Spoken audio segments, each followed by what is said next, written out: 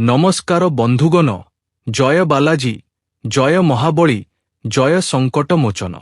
ଆମର ଏହି ଗୁରୁତ୍ୱପୂର୍ଣ୍ଣ ଏବଂ ସ୍ୱତନ୍ତ୍ର ଜ୍ୟୋତିଷ କାର୍ଯ୍ୟକ୍ରମକୁ ଆପଣ ସମସ୍ତଙ୍କୁ ସ୍ୱାଗତ। ଆଜିର ଏହି ଗୁରୁତ୍ୱପୂର୍ଣ୍ଣ ଭିଡିଓରେ ସାବଧାନ ହୋଇଯାଆନ୍ତୁ, ସତର୍କ ହୋଇଯାଆନ୍ତୁ, କାରଣ ସମୟ ବହୁତ କମ୍ ଅଛି ଏବଂ ଆପଣଙ୍କ ସହ ବହୁତ ବଡ଼ ଅନର୍ଥ ହେବାକୁ ଯାଉଛି। ଆପଣଙ୍କୁ ଜୀବନରୁ ମାରିଦେବା ପାଇଁ ଆପଣଙ୍କ ଘର ଉପରେ ଏକ ଖଣ୍ଡା ରଖାଯାଇଛି। ହଠାତ୍ ଆପଣଙ୍କ ପିଠି ପଛରେ ବହୁତ ବଡ଼ ଆକ୍ରମଣ ହେବ। କେହି ଜଣେ ବ୍ୟକ୍ତି ଆପଣଙ୍କୁ ନିଜ ବଶରେ କରିବାକୁ ଚାହୁଁଛନ୍ତି ଏବଂ ଆପଣଙ୍କୁ ନିଜ ଷଡ଼ଯନ୍ତ୍ରରେ ଫସାଇବାକୁ ଚାହୁଁଛନ୍ତି। ଆଜିର ଏହି ଭିଡିଓରେ ସେହି ବ୍ୟକ୍ତିର ନାମ ମଧ୍ୟ ଜଣାପଡ଼ିବ। ଏହି ସତ୍ୟ ଶୁଣି ଆପଣଙ୍କୁ ଭୋଲତର ଝଟକା ଲାଗିବ। ଆଜିର ଏହି ଭିଡିଓରେ ଆମେ ଆପଣଙ୍କୁ ସମ୍ପୂର୍ଣ୍ଣ ସୂଚନା ଦେବୁ ଯେ ଶେଷରେ ଏହି ମଣିଷ କିଏ ଯିଏ ଆପଣଙ୍କ ପିଠି ପଛରେ ଆକ୍ରମଣ କରିବ ଏବଂ ଆପଣଙ୍କୁ ନିଜ ବଶରେ କରିବାକୁ ଚାହୁଁଛି। ଏହାର ନାମ କ'ଣ ଏବଂ ଏହାର ପ୍ରଭାବ ଆପଣଙ୍କ ଉପରେ କିପରି ପଡ଼ିଛି, ଏହାର ସଂକେତ ମଧ୍ୟ ଆମେ ଆପଣଙ୍କୁ ଜଣାଇବୁ। ଏହି ସଂକେତ ମାଧ୍ୟମରେ ଆପଣ ଜାଣିପାରିବେ ଯେ ଏହି ଶତ୍ରୁ ପ୍ରକୃତରେ ଆମ ଉପରେ ଆକ୍ରମଣ କରିବାକୁ ଯାଉଛି କି ନାହିଁ। ଏହି ଗୁରୁତ୍ୱପୂର୍ଣ୍ଣ ଭିଡିଓକୁ ଅଣଦେଖା କରନ୍ତୁ ନାହିଁ ଏବଂ ସମୟ ବାହାର କରି ଆରମ୍ଭରୁ ଶେଷ ପର୍ଯ୍ୟନ୍ତ ନିଶ୍ଚୟ ଦେଖନ୍ତୁ, କାରଣ ଆଜିର ଏହି ଭିଡିଓରେ ବହୁତ ସାରା ଉପାୟ କହିବୁ। ଏହି ବ୍ୟକ୍ତିମାନଙ୍କଠାରୁ ବଞ୍ଚିବାର ଉପାୟ କହିବୁ।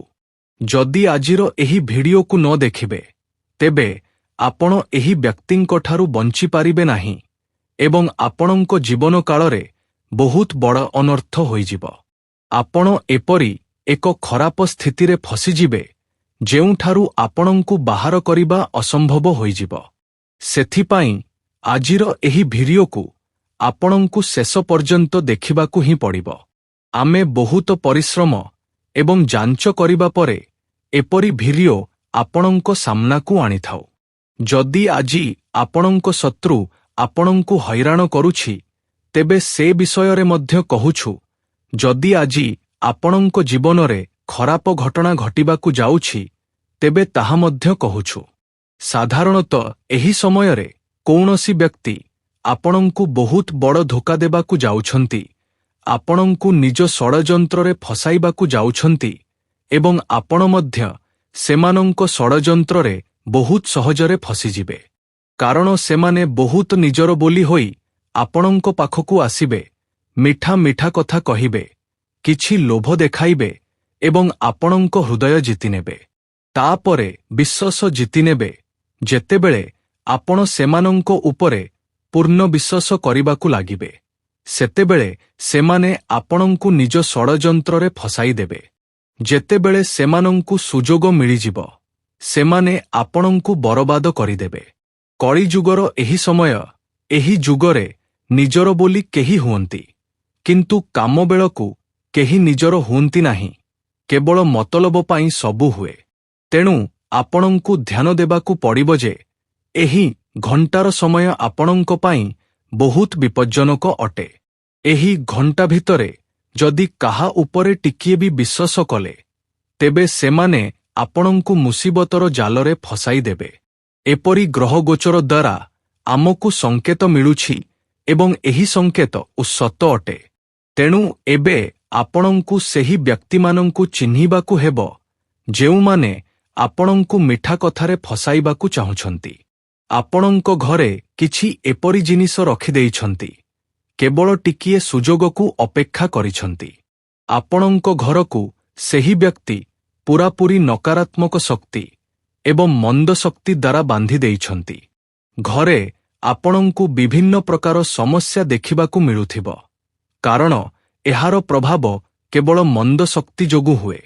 ଆପଣଙ୍କ ଘରେ ମନ୍ଦ ଶକ୍ତିର ବାସ ହୋଇସାରିଛି, କାରଣ ଏହି ବ୍ୟକ୍ତି ଜଣକ ଗତ ମାସ ପୂର୍ବରୁ ଆପଣଙ୍କ ଘରକୁ ମନ୍ଦ ଶକ୍ତି ଦ୍ୱାରା ବାନ୍ଧି ଦେଇଛନ୍ତି। ସେଥିପାଇଁ ଆପଣଙ୍କ ଘରେ କୌଣସି ପ୍ରକାର ଧନ ସମ୍ପତ୍ତି କିମ୍ବା ଟଙ୍କା ପଇସାର ବରକତ ହେଉନାହିଁ। ଯାହା ବି ଟଙ୍କା ଆପଣ କମାଉଛନ୍ତି ସେହି ଟଙ୍କା କୌଣସି ନା କୌଣସି ବାହାନାରେ ଆପଣଙ୍କ ଘରୁ ବାହାରି ଯାଉଛି। ଦୀର୍ଘ ସମୟ ଧରି ଆପଣଙ୍କ ପରିବାରରେ କାହାର ନା କାହାର ରୋଗ ଲାଗି ରହିଛି। ଯେତେବେଳେ କାହାର ସ୍ୱାସ୍ଥ୍ୟ ଭଲ ହୁଏ ସେତେବେଳେ ଅନ୍ୟ ଜଣଙ୍କ ସ୍ୱାସ୍ଥ୍ୟ ଖରାପ ହୋଇଯାଏ ଏବଂ ଏକ ସମୟ ଏମିତି ଆସେ ଯେ ଘରର ସମସ୍ତଙ୍କ ସ୍ୱାସ୍ଥ୍ୟ ହଠାତ୍ ଖରାପ ହୋଇଯାଏ। ସେତେବେଳେ ସେହି ବ୍ୟକ୍ତି ଜଣକ ଯିଏ ଆପଣଙ୍କୁ ଫସାଇବାର ବ୍ୟବସ୍ଥା କରିଛି ସେ ହସିବାକୁ ଲାଗେ। ସେ ଆପଣଙ୍କ ସାମ୍ନାକୁ ଆସି ଆପଣଙ୍କ ମଜାକ ଉଡ଼ାଇବାକୁ ଲାଗେ। କିନ୍ତୁ ବନ୍ଧୁଗଣ, ଚିନ୍ତା କରନ୍ତୁ ନାହିଁ। ଥରେ ସେ ଆପଣଙ୍କୁ ହଇରାଣ କରିଦେଇଛି, କିନ୍ତୁ ଏବେ ଆଉ ସେ ଆପଣଙ୍କୁ ହଇରାଣ କରିପାରିବ ନାହିଁ। କାରଣ ଯେତେବେଳେ ମଣିଷ ବହୁତ ଅଧିକ ହଇରାଣ ହୋଇଯାଏ ସେତେବେଳେ ଈଶ୍ୱର ନିଶ୍ଚୟ ସାଥ ଦିଅନ୍ତି। ଏଠାରେ ଆପଣ ଭାବୁଥିବେ ଯଦି ଈଶ୍ୱର ଖୁସି ଥାନ୍ତେ ତେବେ ଏପରି ସ୍ଥିତି ହେବା ପୂର୍ବରୁ ରକ୍ଷା କରିଥାନ୍ତେ। କିନ୍ତୁ ଏହି ଚିନ୍ତାଧାରା ଭୁଲ, କାରଣ ଈଶ୍ୱର ଚାହାନ୍ତି ଯେ ଯେଉଁ ବ୍ୟକ୍ତି ଖରାପ ଲୋକଙ୍କ ସହ ରହୁଛି, ଖରାପ ଲୋକଙ୍କ ଉପରେ ବିଶ୍ୱାସ କରୁଛି, ତାକୁ ଥରେ ନିଶ୍ଚୟ ଠକେଇ ମିଳୁ। ଖରାପ ଲୋକଙ୍କ ସହ ରହୁଥିବା ଲୋକଙ୍କୁ ଆମେ ପ୍ରଥମେ ସାହାଯ୍ୟ କରୁନାହୁଁ, କାରଣ ତାହା ଜଣାଇବାକୁ ଚାହୁଁ ଯେ ଖରାପ ଲୋକଙ୍କ ସହ ରହିଲେ ଏହି ପରିଣାମ ହିଁ ହୁଏ। ଏବେ ଆସନ୍ତୁ ଜାଣିବା ସେହି ବ୍ୟକ୍ତି କିଏ ଯିଏ ଆପଣଙ୍କୁ ଲୋଭ ଦେଖାଇ ନିଜ ବଶରେ କରିବାକୁ ଚାହୁଁଥିଲା।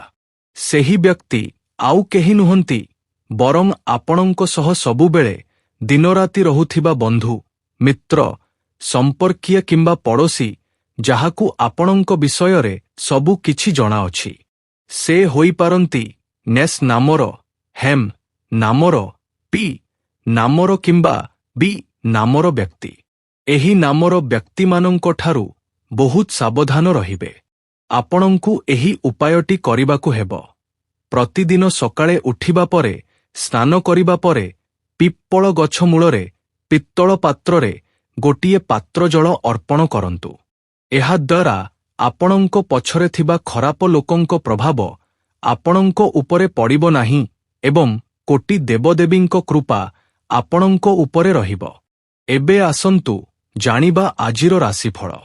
ଆଜି ଆପଣଙ୍କର କୌଣସି ଗୁରୁତ୍ୱପୂର୍ଣ୍ଣ କାର୍ଯ୍ୟ ସମ୍ପନ୍ନ ହେବାରୁ ଶାରୀରିକ ଏବଂ ମାନସିକ ଶକ୍ତି ବଜାୟ ରହିବ। କୌଣସି ଖୁସି ଖବର ମଧ୍ୟ ମିଳିବ। ଋଣ ଦେଇଥିବା ଟଙ୍କା ଫେରସ୍ତ ମିଳିପାରେ। ନିଜର କ୍ରୋଧ ଏବଂ ଆବେଗ ଉପରେ ନିୟନ୍ତ୍ରଣ ରଖିବା ବହୁତ ଜରୁରୀ।